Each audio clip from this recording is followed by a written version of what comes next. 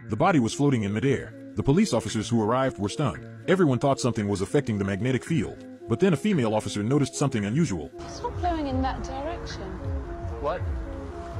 The wind, it's not blowing in the direction she's moving. When the policewoman heard what she said, the man knelt down and pulled the wire hanging on the corpse's hand. The body was floating in the opposite direction of the wind.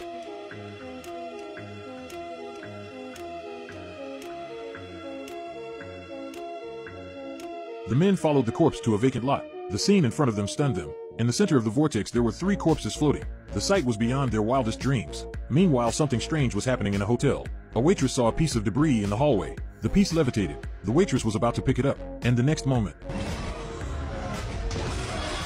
the waitress fell from the 20th floor to the 1st, but the ceiling was intact.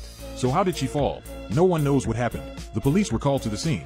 6 bodies were taken to the lab together with the previous ones. They wanted to do an autopsy. What they didn't realize was that one of the lying bodies opened her eyes. She looked around and quietly closed them again. At the same time, something even stranger happened on the other side. A square block of fog suddenly appeared on the lawn. The woman threw a stone into it, but she realized that the stone had disappeared after entering the barrier. She suspected that this strange block of fog might be connected to another world. Her curiosity got the better of her. She wanted to see what was inside. The next moment, a black palm slapped the barrier.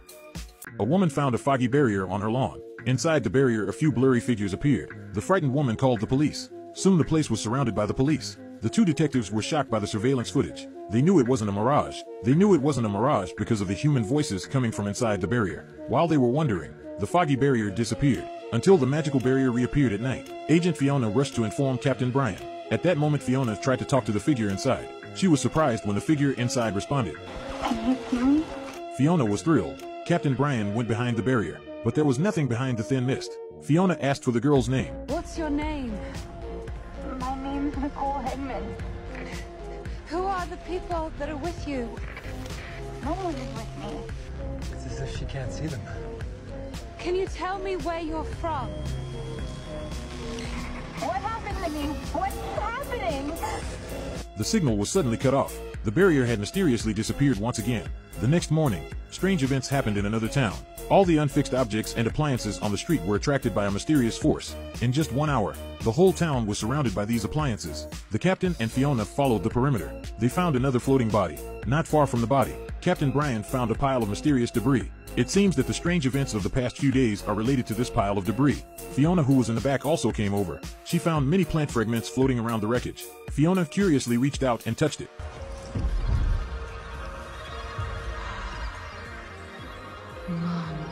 It turned out that the wreckage had a mysterious power. She could make people see their inner desires. The captain felt that this was something he couldn't ignore, so he investigated. The 2 of them went to the home of the floating corpse and found her daughter. After questioning her, they found out the truth about the floating bodies. The police found 2 suspicious people around the wreckage, but when they tried to arrest them, they swallowed something and mysteriously disappeared.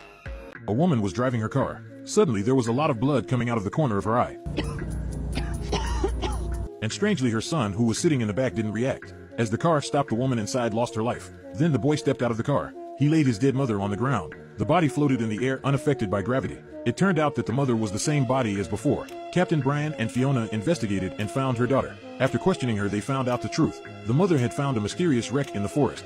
The mysterious remains helped her mother to revive her brother, who had been dead for months. After listening to the story, Fiona told the captain what happened to her during the day. It seems that the wreckage can read the most desirable emotions in people's hearts. Perhaps the little boy's appearance was the work of the wreck. The next day, the doctor in charge of the autopsy finally came up with a report. It turned out the men weren't dead. Their nerves had been drained, and their bodies were deteriorating rapidly. The boy who was resurrected needed energy to sustain himself. After draining the nerves of those around him, he'll be looking for his next target. The most important thing now is to find the reanimated boy Palm. Luckily, they found Palm's trail on the surveillance cameras. Captain Brian found an old man in a convenience store. Do you know who that is?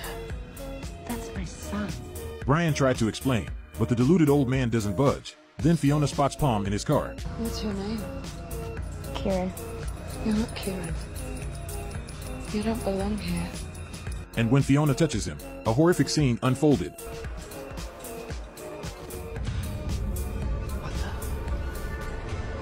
Brian realized something was wrong and rushed out, but Fiona had already disappeared. Palm had taken control of her. Meanwhile, something strange was happening in the lab. All the corpses were floating again, and they were all screaming Palm's name.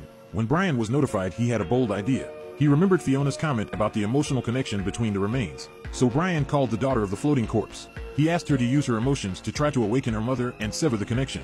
And the daughter's call. The mother responded. Tears flowed from the corners of her eyes. And this reaction is synchronized with the other floating corpses. The mother finally wakes up. And then everyone was free of the wreckage. And Pom disappeared. After the incident with the floating corpses, Captain Brian received information from the research center. A mysterious organization is also collecting fragments of the wreckage.